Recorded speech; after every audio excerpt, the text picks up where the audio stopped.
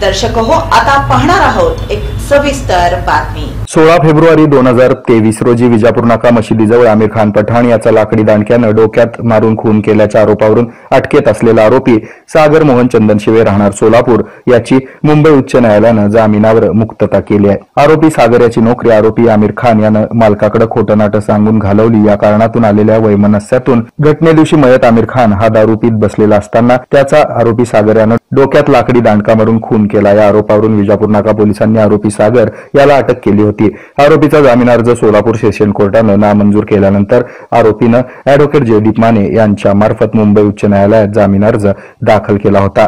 तथाकथित नेत्र साक्षीदार राजेंद्र गायकवाड यांनी पोलीस स्टेशन हाकेच्या अंतरावर असताना 4 दिवस घटनेची कोठेही वाच्यता केली नाही। त्यामुळे त्याच्या जबाबावर संशय निर्माण होतोय। त्यामुळे त्याच्या जबाबावर विश्वास ठेवणं धोक्याचं आहे असा युक्तिवाद ॲडव्होकेट जयदीप माने यांनी उच्च न्यायालयात केला। सरकारतर्फे ॲडव्होकेट एस चौधरी यांनी काम पाहिलं।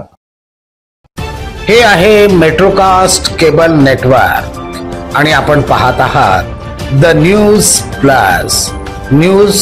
प्लस बरच काही।